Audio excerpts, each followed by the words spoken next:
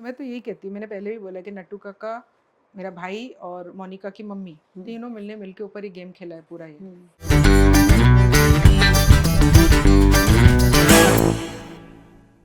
आपकी एक सिस्टर है जो स्पेशल नीड्स है। स्पेशली चैलेंज्ड है, तो आप में ये स्ट्रेंथ कहाँ से आई जब पर्सनल लाइफ में इतना कुछ चल रहा है? और स्ट्रेंथ भाई के जाने से ही आई है। हम्म, तब तक बहुत सारा अंदर दबा दबा था, लेकिन जब वो हम्म, गया तो मुझे लगा अब मेरे लिए दुनिया में इससे बुरा कुछ नहीं हो सकता। This is the correct. Last thing, कि अब उसको मैंने जो खोया है कि 21 डेज के अंदर, मतलब हम रोज 1.5-2 घंटा फोन पे बात करते थे 3 साल तक, 3 महीने तक हम दो, क्योंकि मेरा सडनली बहुत शूट हो रहा था जुलाई अगस्त में, तो मैं मेरे भाई से बहुत कम बात कर पाई। रक्षाबंधन के दिन मैंने उसको सिर्फ ऐसे फ़ोन किया, happy Rakshabandhan, that was the last day I talk to him.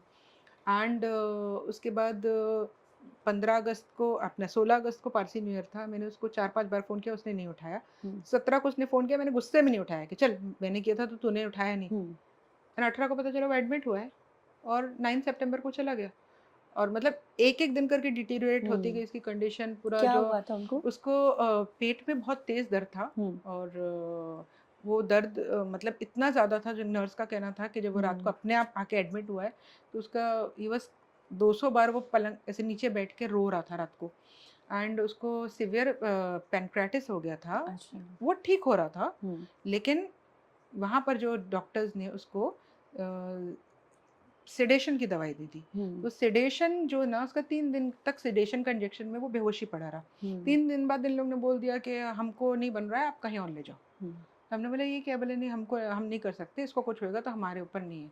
उनने वो सेडेशन का देखे ना उसको, मतलब एकदम, क्यों उस टाइम पे क्या हुआ, जो इन्फेक्शन जो था उसका पेट का, वो सब जगह फैल गया। That's what I understand.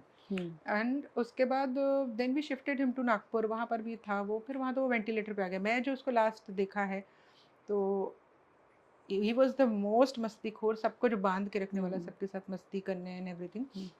And मैंने जो उसको देखा है कि हमेशा कूदते फांदते मस्ती करते, हमेशा मुझे मोटिवेट करते।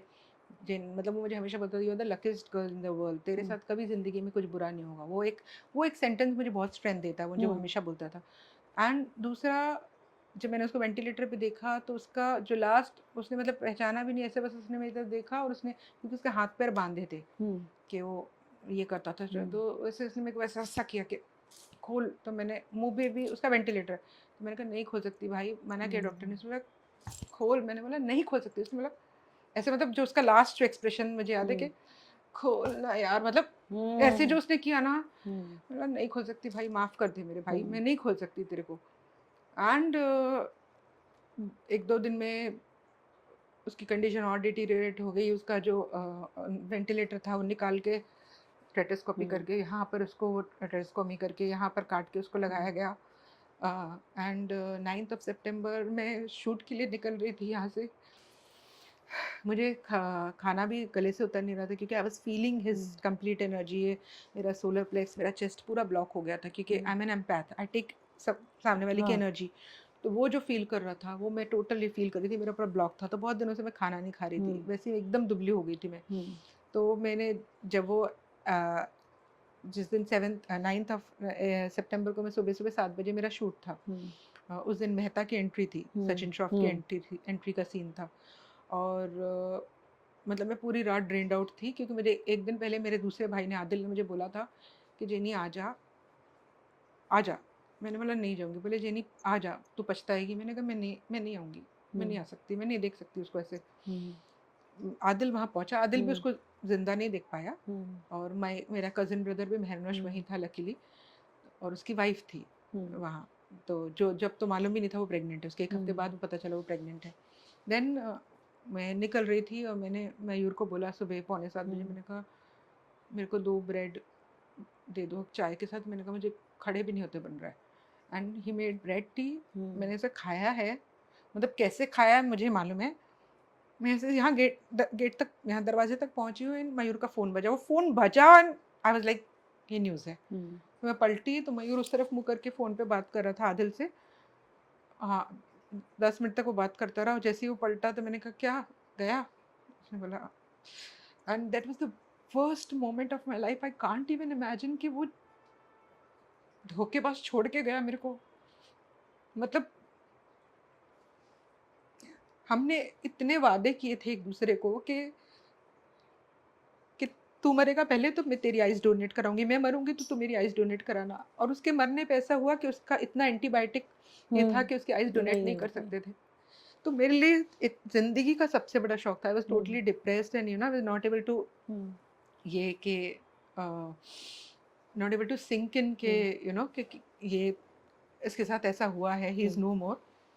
एंड बस उसके बाद फिर मैं तो जब जबलपुर गई तो मुझे तो उसकी बॉडी भी देखने नहीं मिली, बिकॉज रखने मना किया था डॉक्टर ने। मैं 8 बजे पहुंची हूँ और बॉडी 6 बजे डिस्पोज करनी पड़ी।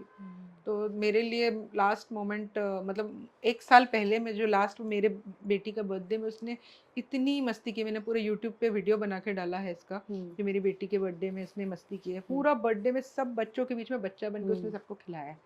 तो this that was the worst thing. लेकिन उसने मेरे को इतना स्ट्रॉन्ग किया, then he started giving me messages intuition wise. मुझे मेरे एंजल्स मैसेज देने लगे कि हम कुछ कर रहे हैं, तुमको कोई चीज़ में लीड लेना है। वो मुझे बार बार बोल रहा था, डोंट वरी मैं तेरे साथ हूँ। बार बार बार बार मुझे मैसेजेस देना, इंट्यूशन ऐसे नंबर्स दिखा के कुछ ऐसे ही करके And कि मैं तेरे साथ हूँ, मैं ऊपर एंजल्स के साथ जाके कर रहा हूँ कुछ, जस्ट वेट। तो मैं तो यही कहती हूँ, मैंने पहले भी बोला कि नट्टू काका, मेरा भाई और मोनिका की मम्मी तीनों मिलके ऊपर ही गेम खेला है पूरा ये। Things will change.